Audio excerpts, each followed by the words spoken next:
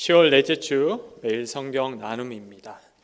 제목은 헛된 신을 부르는 것입니다. 오늘 말씀은 갈멜산 전투로 알려진 아주 유명한 사건을 다루고 있습니다.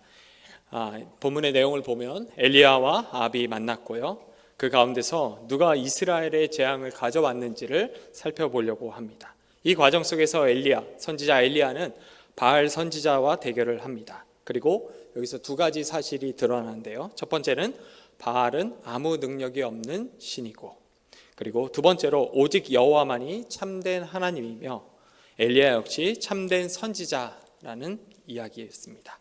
이제 이 내용을 하나씩 우리 자세히 살펴보도록 하겠습니다. 1번, 엘리야가 하나님께 기도합니다 라는 내용입니다. 첫 번째 질문입니다. 엘리야는 어떤 방식으로 제사를 준비했습니까? 성경을 보면, 우리가 읽은 본문의 말씀 첫 번째를 보면 엘리야는 백성들을 향해서 가까이 오라고 이야기를 하고 있습니다. 우리가 읽은 본문의 말씀 이 앞부분은 이제 바알 선지자들이 속된 말로 별 생쇼를 이제 다 하는 거죠. 불을 내리게 하려고 별의별 일을 다 벌입니다. 근데 그때 그 본문의 말씀을 보면 21절에 엘리야는 백성들을 향해서 다가가고 있습니다. 반면에 오늘 본문의 말씀은 엘리야가 백성들로 하여금 이리로 오라라고 하고 있습니다. 약간의 이제 생각을 한번 우리가 해보면 잘 알고 있는 내용이지만, 바알 선지자들이 불을 내리려고 별의별 일을 다 하는데 불이 안 내려지죠. 그러면 이스라엘 백성들이 그 광경을 보고 있다가 고개가 어디로 돌아갈까요? 엘리야를 향해서 이제 돌아가겠죠. 그때 엘리야는 이스라엘 백성들을 향해서 이리로 오라고 이야기를 합니다. 그리고 나서 엘리야는 제단을 쌓습니다. 사실 여러분, 이 본문의 말씀 첫 부분 우리가 다루고 있는 질문에서 가장 중요한 것은 엘리야와 아합 또는 바알의 전투가 아니라 제단을 다시 쌓는데 여기에 가장 중요한 핵심이 담겨져 있습니다. 그래서 성경은 이 제단을 아주 자세하게, 제단을 어떻게 쌓는지 아주 자세하게 묘사를 하고 있는데 크게 네 가지로 나누어 볼 수가 있습니다. 첫 번째는 12돌을 취하는 것입니다. 이 12돌은 이스라엘의 12지파를 나타낸다고 할 수 있습니다. 자, 12개의 돌로 제단을 쌓고요. 그 다음에 제단 주변에 도랑을 팝니다. 물이 내려갈 수 있는 도랑이죠. 그리고 세 번째로는 각을 뜬 송아지를 나무 위에 올려놓습니다. 그리고 마지막 네 번째로는 물을 담을 수 있는 통을 가져와서요, 그 통 4개의 물을 가득 넣고 3번 붓습니다. 4번씩 3번이니까 총 12번. 이건 역시 이스라엘의 12지파를 나타낸다고 할 수 있습니다. 다시 보면 12개의 돌을 취하고, 그리고 주변에 물이 흘러내려갈 수 있는 도랑을 파고요, 그리고 12돌 위에 나무, 그리고 그 위에 각을 뜬 송아지를 놓습니다. 그리고 그 위에 물을 12번 붓는 거죠. 여러분, 일부러 지금 엘리야는 아주 불리한 상황을 만들고 있습니다. 왜 엘리야가 이런 불리한 상황 속에서 제사를 만들어가며 준비하고 있을까요? 그 이유는 하나님께서 반드시 기도에 응답하신다는 확신, 그리고 믿음이 있었기 때문입니다. 우리 두 번째 질문을 보도록 하겠습니다. 엘리야가 하나님께 간구한 기도의 내용은 무엇입니까? 우리 본문의 말씀 36절과 37절을 같이 읽도록 하겠습니다.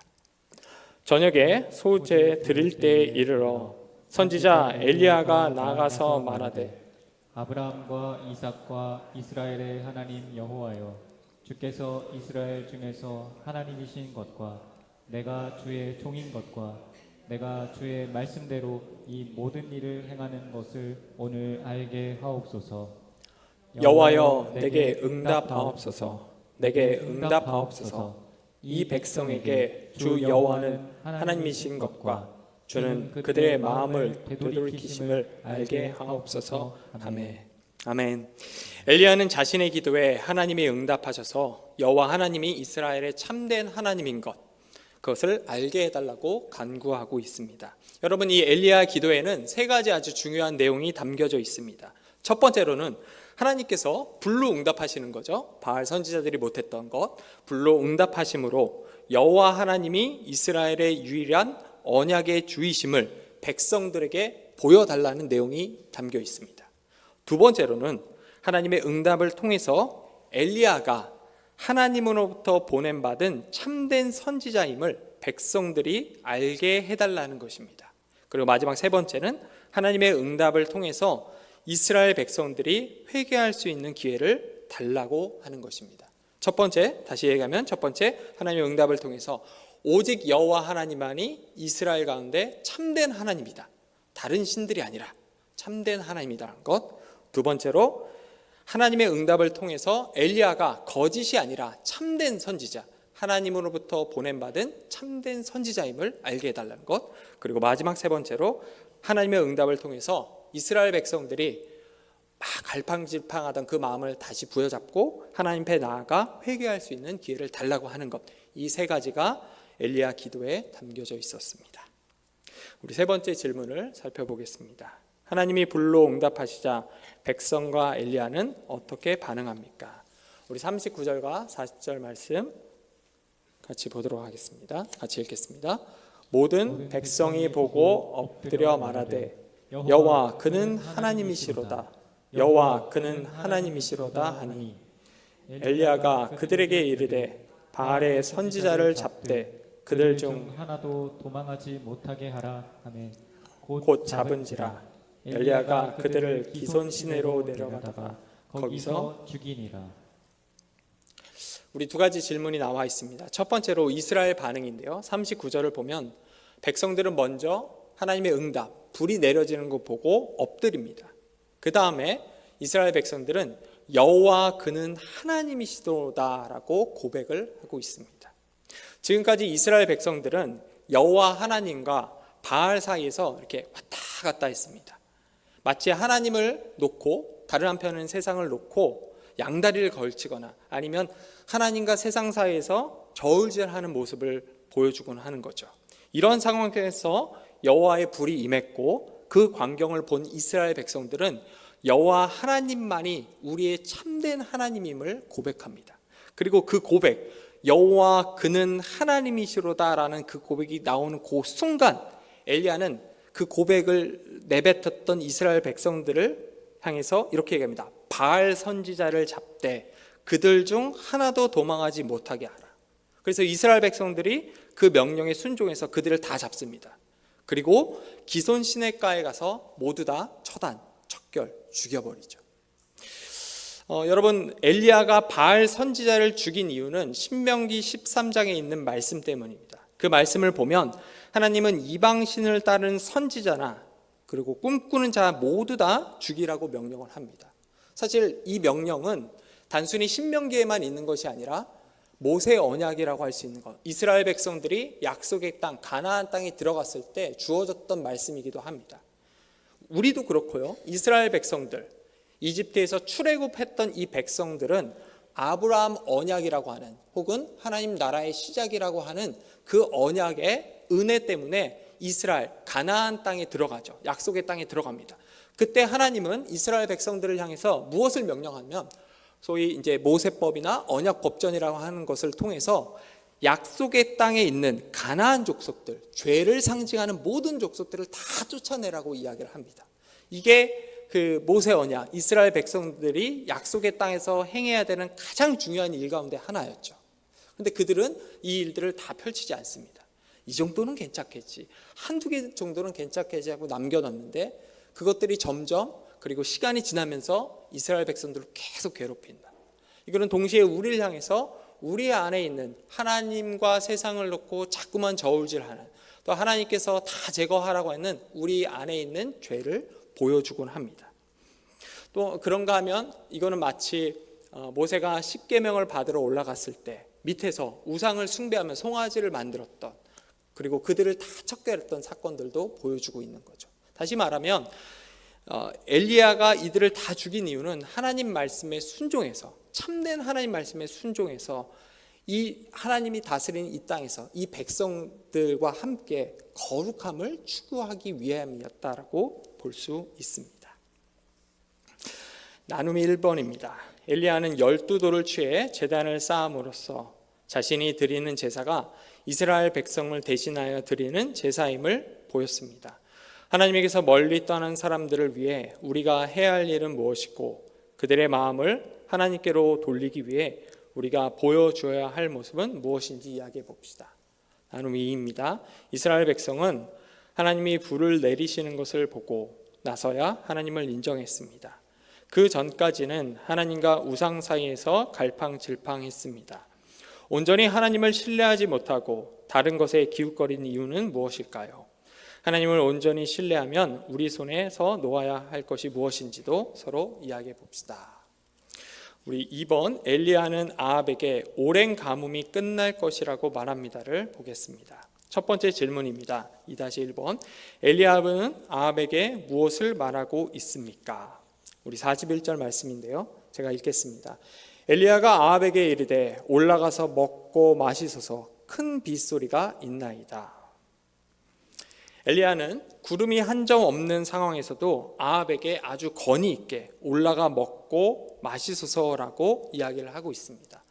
아주 권위 있게 얘기를 하고 있는데 이게 가능한 이유는 바알 선지자들이 못했던 일을 엘리야가 하나님께 기도함으로 해냈기 때문이죠. 어떻게 보면 하나님께서 불로 응답을 하셨고 이에 이스라엘 백성들이 여호와 하나님만이 우리의 참된 하나님을 고백했고 그리고 거짓 선지자를 다 척결했죠.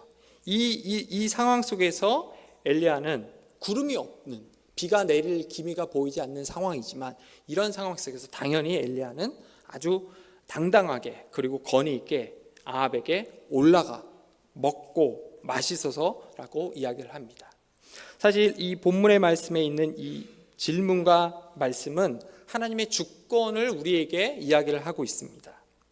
여러분 생각보다 많은 분들이요 하나님을 믿는다고 하지만 하나님의 주권을 신뢰하지 않는 경우가 너무 많이 있습니다. 내가 하나님을 믿지만 생각보다 많은 분들이 그 하나님을 자꾸 자기가 만들어낸 하나님으로 이렇게 변질시키곤 합니다.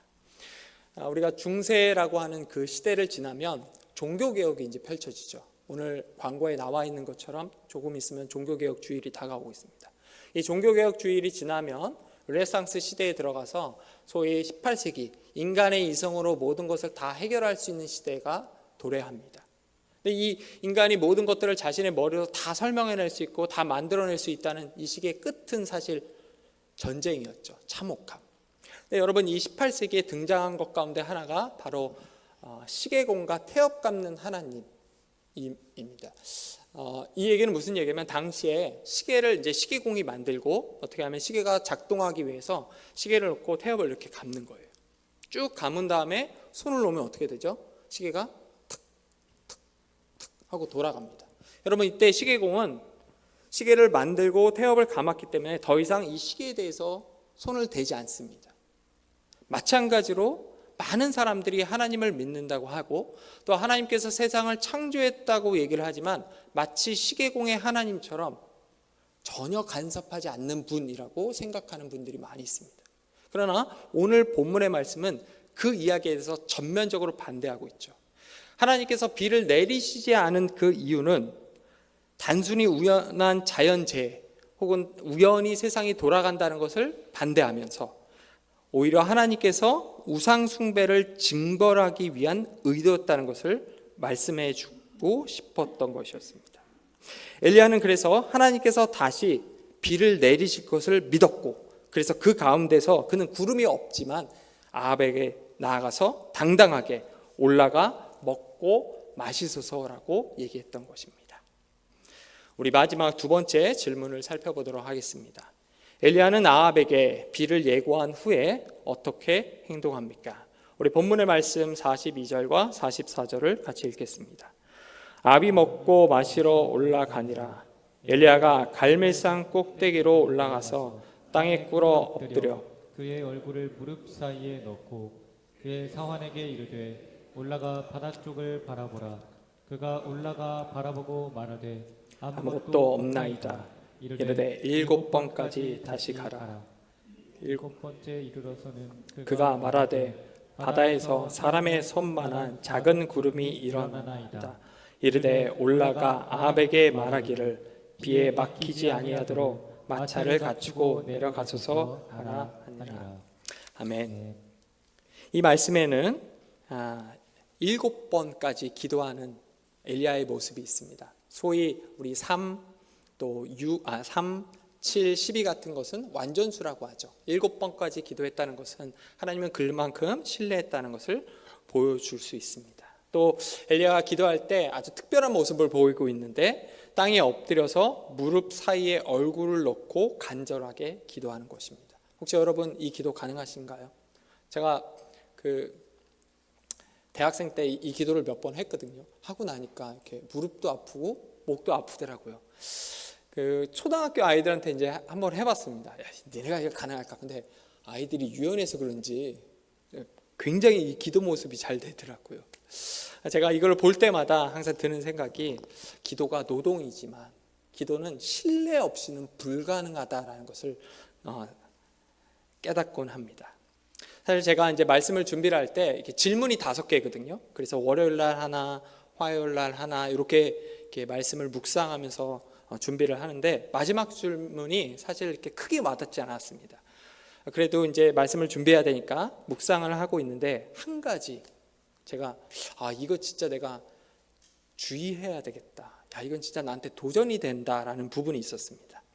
여러분, 엘리야는요 하나님의 주권을 신뢰한 선지자였습니다. 그래서 어떤 상황 가운데서도 그는 하나님이 반드시 응답하실 것을 아셨죠. 그는 하나님께서 불을 내리는 역사를 믿었고 기도했고 그 일을 경험했습니다. 따라서 엘리야는 분명히 하나님께서 다시 비를 내리실 것도 믿었습니다. 자, 그러니까 불을 내린 하나의 사건과 앞으로 비를 내리실 하나님의 그 기적인 사건, 요 사이에 지금 엘리야가 있고요. 그 가운데서 엘리야는 뭐를 하고 있냐면 기도를 하고 있는 거죠. 제가 이 부분이 크게 와닿고 도전이 됐습니다. 왜냐하면 여러분 제가 이제 이렇게 삶을 가만히 보니까 가끔 기도를 빼먹을 때가 있어요. 묵상 나눔할 때도 하나님께서 응답하셨고 정말로 하나님이 원하는 대로 일이 차곡차곡 잘 진행되고 있습니다라고 할 때 우리가 가끔 기도를 놓치는 건 아닌지, 그게 이 질문과 말씀을 통해서 다가오기 시작했습니다. 그래서 우리 시대에는 아마 그 윌로우 크릭 그 교회를 세우셨던 빌 하이베스 목사님의 바쁘니까 기도합니다, 또는 어린이를 위해서 책을 쓰셨던 정강 목사님의 백악관을 기도실로 만든 대통령, 이런 책들이 우리를 향해서 기도가 얼마나 중요한지, 그리고 일이 잘 되는 때에도 우리가 기도해야 된다는 것을 우리에게 도전하고 있는 것이 아닌가 합니다.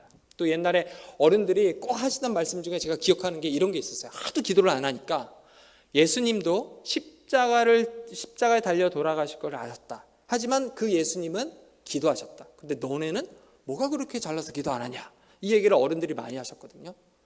우리가 기도가 얼마나 중요한지 알지만 그 기도를 정말 잘하고 있는지, 정말 하나님께 나아가고 있는지, 일이 잘 될 때는 기도를 혹시 이렇게 살짝 내려놓는 건 아닌지, 이 질문을 우리를 향해서, 이 말씀이 우리를 향해서 다시 도전하고 있는 거죠. 한 20년 전쯤에 여러분 싸이월드라는 곳이 생겼습니다. 혹시 싸이월드를 하셨습니까? 싸이월드에 20년 전에 하셨으면 여러분은 최첨단 시대를 사셨던 분이라고 할 수 있습니다. 그 싸이월드를 했던 그 시대 그 시기만 하더라도 제가 이제 그때 대학생이었는데 청년 20대를 주님께 드려야 된다는 그런 생각과 운동들이 참 많이 있었습니다. 한 번은 제가 싸이월드를 하는데 누가 이제 글을 이제 옮겨 담은 거죠. 그 내용은 뭐였냐면 연세 중앙교회 그 담임이셨던 그 윤석준 목사님이 서울 신대에서 신학생들을 향해서 설교했던 내용입니다. 설교를 쭉 하시다가 마지막에 이런 얘기를 하셔요. 나는 공부도 늦게 했고 머리도 잘 안 돌아가고 가진 것도 없어서 할 줄 아는 건 아무것도 없어서 선택한 게 기도였습니다.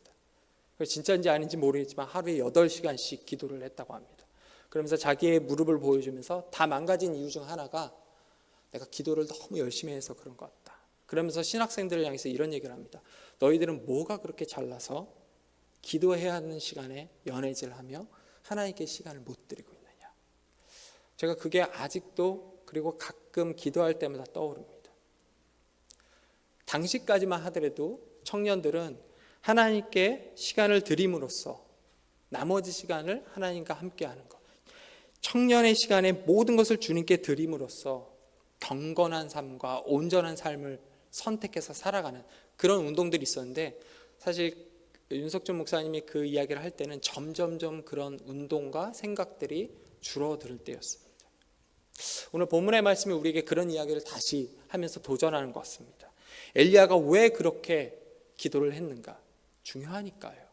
하나님께서 응답하신다는 분명한 확신이 있음에도 불구하고 우리가 해야 된다는 것은 바로 기도입니다. 하나님께 나아가는 것. 예수님도 기도했기 때문이죠. 나눔 3입니다. 엘리야는 비가 올 기미가 전혀 없을 때 믿음으로 비가 내릴 것을 선언했습니다. 그리고 하나님을 신뢰하며 간절히 기도했습니다.